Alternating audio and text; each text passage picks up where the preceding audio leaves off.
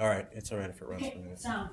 3, 2, Hi, I'd like to welcome everybody and thank you all across California for coming out to the very first Calexit 2.0 conference.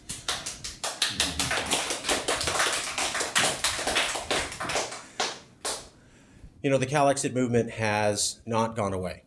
We got very big in 2016 after Donald Trump was elected, and we've had a lot of people join the movement. Had some tough times, had some difficulties, but we're still here. And in fact, a lot's going on.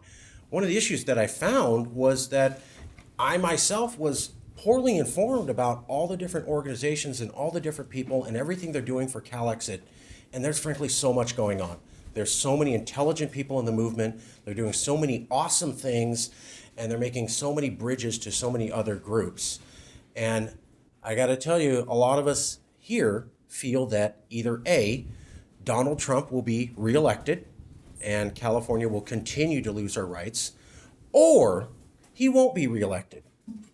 But California will continue to be tied to a country where technically a majority of the states and occasionally a majority of the people support racism, xenophobia, bigotry, sexism, basically the epitome of everything against California values. Now, I don't want to browbeat the last election of 2016, but I do want to point out to people an important statistic. 2016, on the news they said Donald Trump lost the popular election. That's true, but not if you exclude California. If you look outside California, Donald Trump had a majority of the popular vote. Clinton only had the popular vote because of our numbers, which means outside of our border, a majority of the people you're attached to thought that a racist, sexist, xenophobic, anti-immigrant, anti-whatever you want was cool enough. He said Mexico sends rapists and it's okay to violate women. And that was before he was elected. And 51% of America outside of California said, I'm okay with that. Just to prove that's not a fluke, last month, he said, send them back. And you know what happened? His approval ratings went up. Rasmussen polling said that 51% of the voting base supported him. So that's 2016 and that's 2019. And you have a majority of Americans saying, we're okay with racism and xenophobia. If Trump's gone, those people just quietly go away too. They change their mind and go, I was wrong. I'm going to change the way I think from now on because there's a Democrat in office. Or is this who they are? There's a demographer called Norman Orstein. And what he's pointing out is, some of you may have heard about the Supreme Court Justice Kavanaugh being appointed. That's because a majority of the states are red. Rural, white, old, conservative, without LGBTQ people, without immigrants, without young people, without liberals. And guess what? They're only going to become more like that. People who are diverse, LGBTQ, minorities, immigrants, people who like to think freely, are not moving to central Iowa. So in the future, for the next 20 years till the year 2040, according to Norman Orstein and the US Census, about 35 states are only going to be more hardcore Fox News. And no matter who's elected, you're not going to change their mind. I have conservative family members in Virginia and Texas. I talk to them a lot. No, they ain't changing their opinion anytime soon. And no, California, you're not going to get them to see the error of their ways and come around. Look at Alyssa Milano and the protest in Georgia. You have a lot of Georgia people coming, hell yeah, we want to ban abortions and ban the right to them. They love it. They aren't changing their mind. So even if you get rid of Trump, you're not going to get rid of America full of Americans, full of 25 to 35 states that control the Senate and control the Electoral College and therefore control the Supreme Court. That's 3 out of 4 federal levers of power. Yeah, you won the House. Blue wave, great. Love it. And the blue wave has not been able to pass any significant legislation since they took over the House, because the Senate kills it all.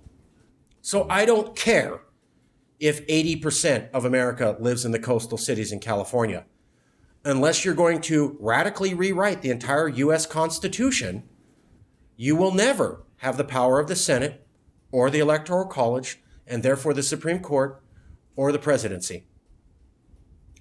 Trump is a symptom. He is not the cause. Things are going to get worse. We were just at an anti-ICE protest, and I was pointing out to undocumented immigrant activists that the federal government at the Supreme Court level said, yes, they can hold undocumented immigrants for unlimited detention. You lost. There's nothing you can do about that. Supreme Court said, that's law, end of story, good luck, California. I don't care what Xavier Becerra, yes, I said Xavier, Professor X, says. I don't care what the governor says. I don't care what your politicians say. I don't care what MSNBC says. You lost. You can't protect undocumented immigrants. They're also going to start drilling off the coast. They're also destroying our alliances. They're also going to probably undo Roe v. Wade. And then when the Supreme Court says it and the Senate blocks all progressive legislation, you just get to live with it. And it's only going to get worse. Things aren't changing. They're going to go this way more. Do not overly focus on Trump.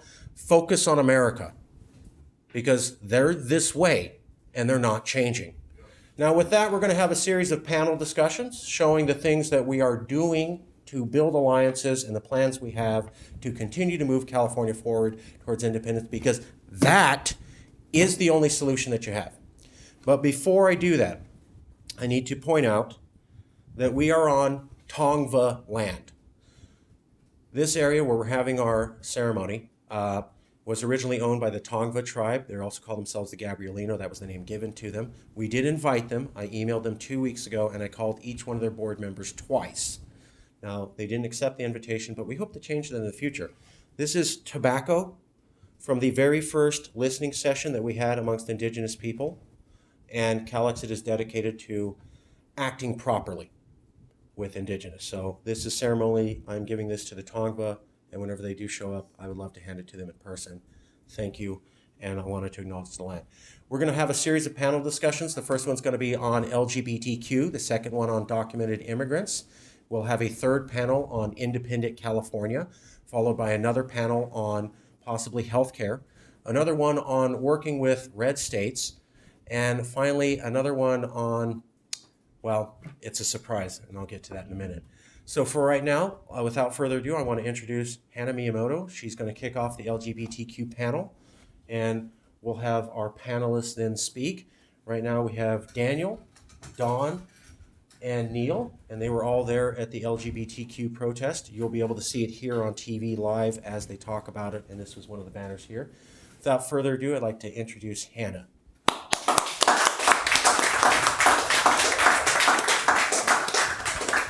And cut. I gotta adjust this. Good job. No, we're not live, because I cut. On mine, but I gotta cut this, because I gotta adjust this, I'm getting a level. I'm not physically not getting a level.